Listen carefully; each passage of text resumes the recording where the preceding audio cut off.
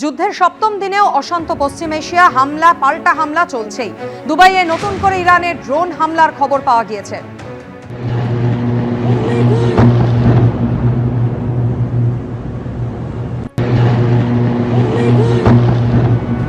ইসরায়েলের তেল আভিভেও ব্যালিস্টিক মিসাইলে হামলা ইরানের। বাহরিনের সিত্রায় তেল শোধনাগারে আঘাত হেনেছে ইরানের মিসাইল।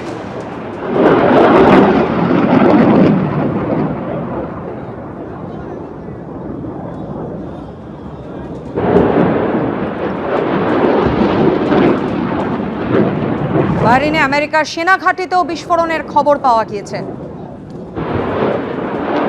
ইরানে লাগাতার ভারী বোমাবর্ষণ চালিয়ে যাচ্ছে আমেরিকা এবং ইসরায়েল।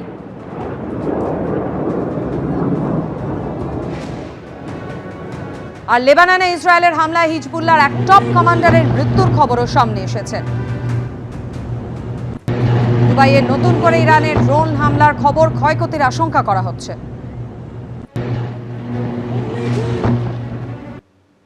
ষষ্ঠ দিনেও অশান্ত পশ্চিম এশিয়া। ইরানের দাবি, আমেরিকাকে জবাব দিতে উত্তর উপসাগরীয় এলাকায় আমেরিকার একটি তেলবাহী জাহাজে আঘাত হেনেছে তারা।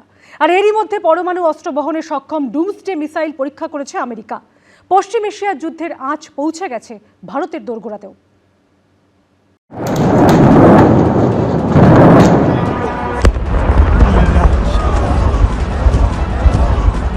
We're doing very well on the war front. We're going to continue to do well. We have the greatest military in the world by far. We don't want war, but we are ready for war. হামলা, পাল্টা হামলা। মহাসংঘাতের ষষ্ঠ দিনেও অশান্ত পশ্চিম Asia. যুদ্ধ বিমান থেকে নাগারে নেমে আসছে বোমা।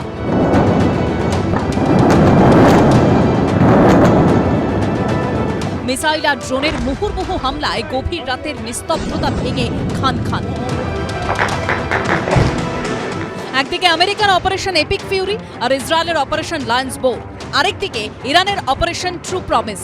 পশ্চিম এশিয়ার যুদ্ধের আঁচ পৌঁছে গেছে ভারতের দোরগোড়াতেও।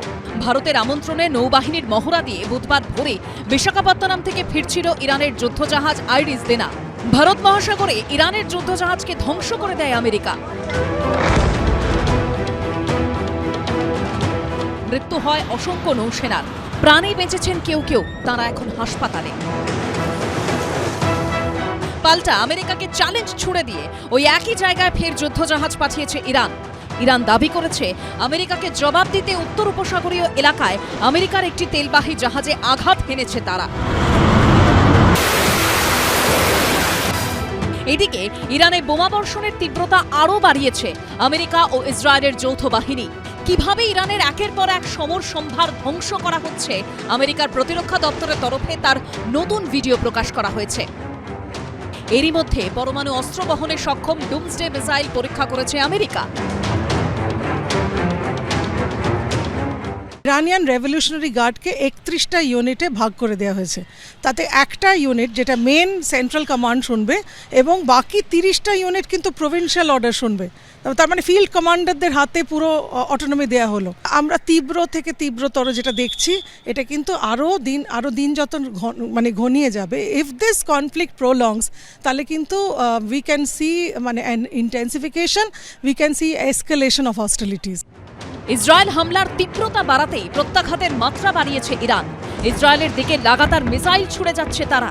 তেল আভিভের কিরিয়ায় ইরানের হামলায় বড় সড় ক্ষয়ক্ষতির খবর মিলেছে। বাহরিনে তেল সংশোধনাগারেও ব্যালিস্টিক মিসাইল ছুড়েছে ইরান। ছবিতে দেখা যাচ্ছে আকাশপথে উড়ে আসছে ক্ষেপণাস্ত্র, তারপরই প্রচণ্ড শব্দে বিস্ফোরণ ঘটছে।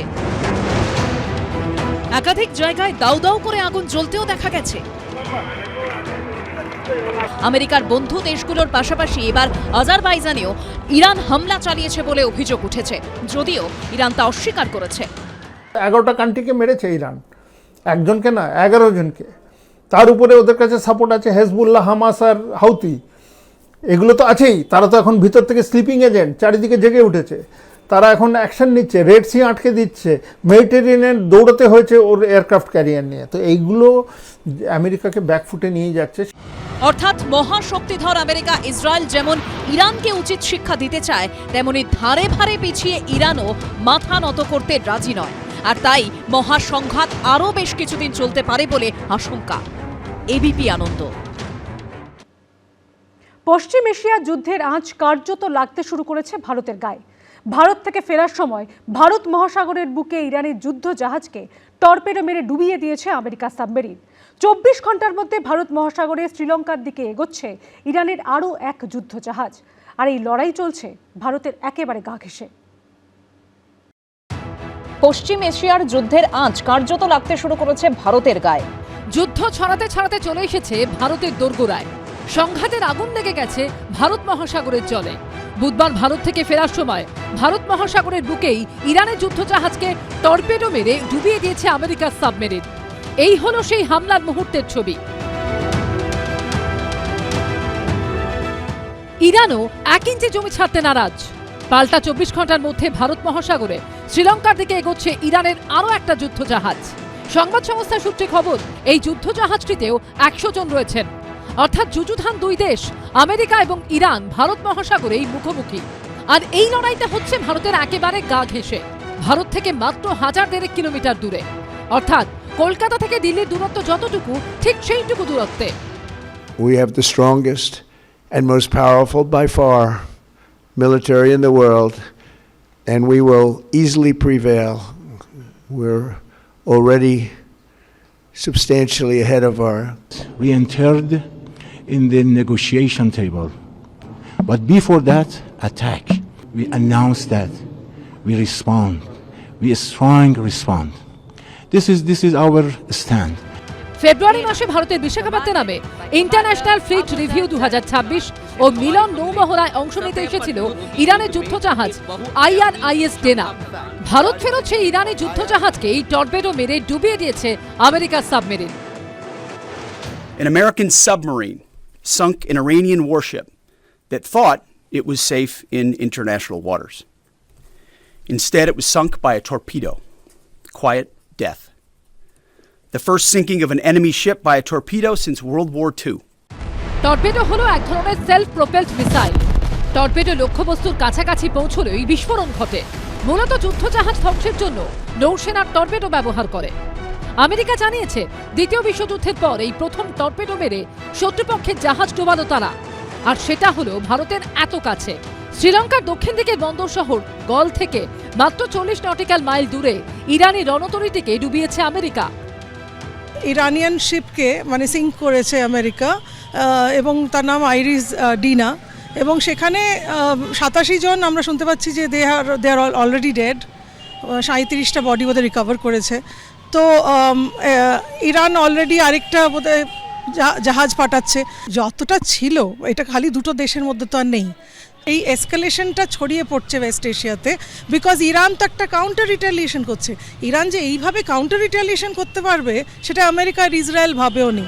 শ্রীলঙ্কার নৌবাহিনী এবং প্রতিরক্ষা মন্ত্রককে উদ্ধৃত করে সংবাদ সংস্থা রয়টার্স জানিয়েছে, এই ঘটনায় ইরানের অন্তত 87 জন নৌসেনার মৃত্যু হয়েছে। অনেক নৌসেনা জওয়ানের কোনো হদিশই মেলেনি। কয়েকজনকে উদ্ধার করতে পেরেছে শ্রীলঙ্কার সেনা। তারা এখন সে দেশের হাসপাতালে চিকিৎসাধীন। এবিপি আনন্দ।